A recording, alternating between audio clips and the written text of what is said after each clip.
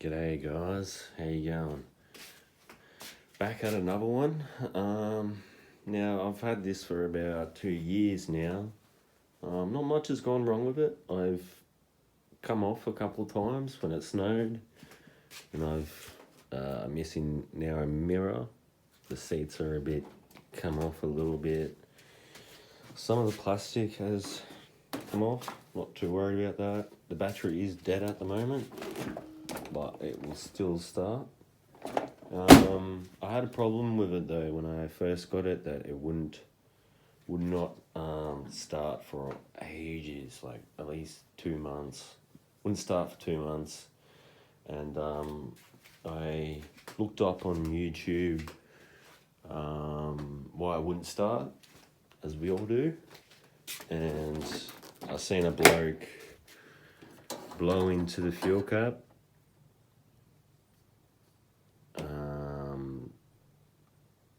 He blew into the fuel. It must have had airlock in it or something. Also seen another one replace the CDI box. Don't have my other one here. Did that, so I blew into the fuel, didn't work. Replaced the CDI box, didn't work. So what was going on? It kept it just wouldn't start. So I went for a big ride one day. The next day I had to go to work, come out, try to start it, just went ching, ching, ching, ching, ching. I knew I had enough fuel. I knew it was getting air. So the only other one thing it could be a spark. So, but I didn't have a tool at the time to see that if there was any spark or not. So, but I pretty much knew there was no spark. So I as I said, I looked up on YouTube and seen that guy do that. Another guy replaced the CDI box. Another guy cut the kill switch, 2 wires for the kill switch. And when I seen that, it made me think about every time I park this scooter, I don't put it on the big stand. I don't put it on that big stand because I hate it. It's too hard. Always use this stand here. Always use that stand. And every time I did do that, the bike would cut out. And I knew there was a switch there, but just didn't think of it at the time. Anyway, so I traced the wires that did come from that little thing there. So you see these wires there? They go to your CDI box or whatever, and that little bolt there was loose. And if you can see it, when that stands off, that's the sensor there. It doesn't hit the sensor anymore, so then it allows it to start.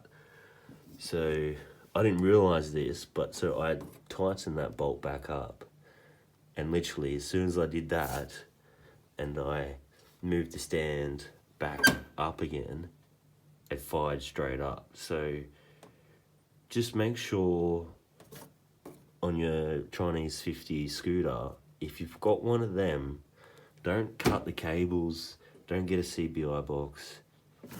Have a look at that first and see if that bolt is loose, or you've got something like that sensor there that shuts off the bike, the scooter, when you put the stand down. So have a look at that before you order parts or everything like that. And I'm almost guarantee it will probably work.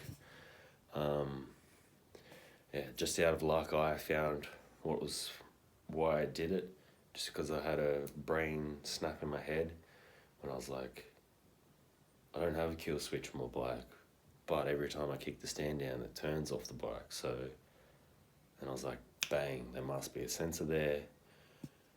And then had a look at it, there was a sensor there, tightened the bolt back up, and then Bob's your uncle started to work. So at the moment, nothing's really wrong with it besides the battery's dead. I do have to fix up the light on this side because the wind blew it over one day, because I don't have it on the double stand, it fell over and snapped that off. Also, when it was snowing, I did come off pretty bad, and I broke the slide glass in the brakes.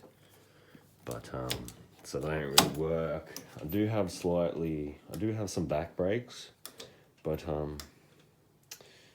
yeah, the way I see it, you don't really need brakes on scooter, not in the Netherlands anyway. You're going, it's all flat anyway. But I will fix the brakes before I sell it. So I just wanted to give you that, my story of it, and if that helps you, then good. If it doesn't help you, then I'm sorry. But that's what worked for me.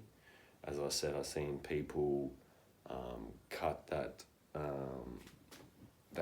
them two cables or that one cable to pretty much cancel the kill switch.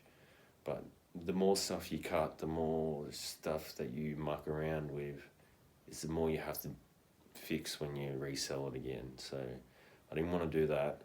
And then I said I also blew into the fuel tank to see if there was any air bubbles or whatnot in there. There was none. That didn't work. Yeah, so it changed CDI box. That didn't work. And the only reason why I got that was it was so cheap, €5-6. So I was like, for the price of it, why not? So yeah, I hope this helps you. And yeah, if it does, leave me a thumbs up, and don't forget to subscribe and like. Hey, bye. Over and out.